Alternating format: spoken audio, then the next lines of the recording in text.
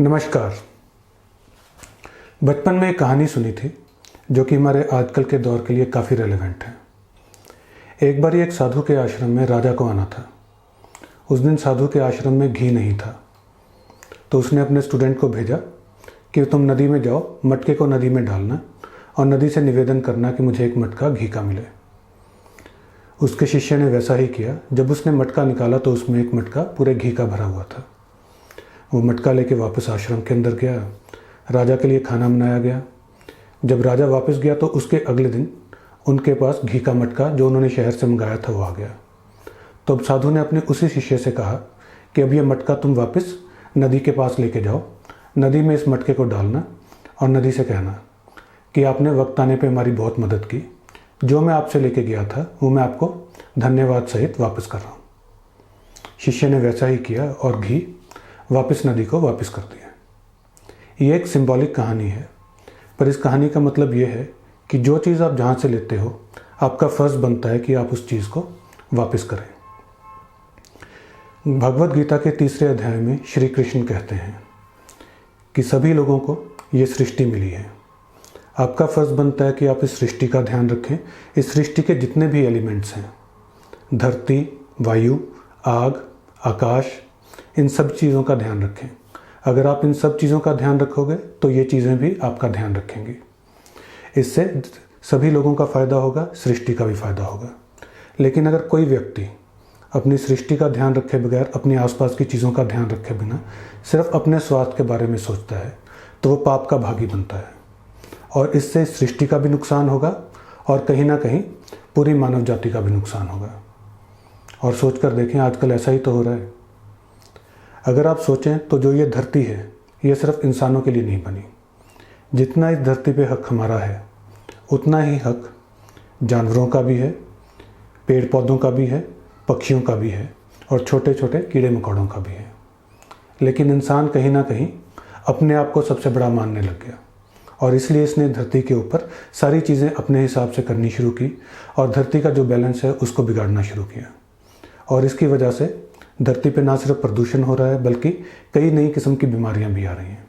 जैसे अभी हम कोविड की बीमारी का सामना कर रहे हैं। सोचने वाली बात है कि कोविड की बीमारी आखिर इंसानों में आई क्यों।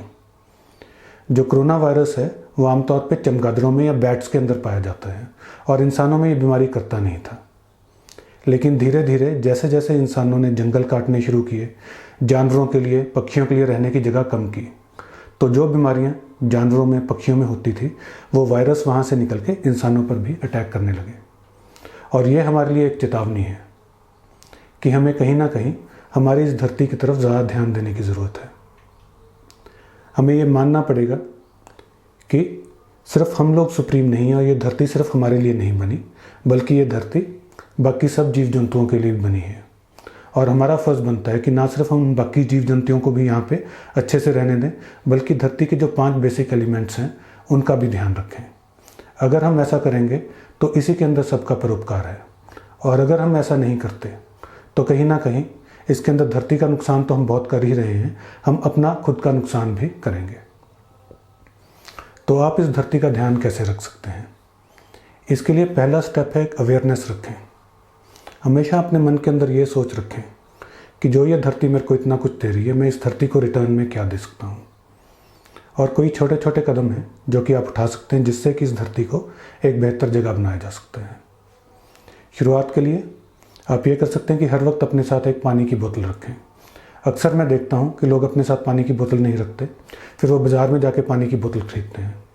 उसके अंदर बोतल का कितना प्लास्टिक वेस्ट होता है और साथ ही साथ आधी बोतल पानी की पी के बाकी बोतल को फेंक देते हैं।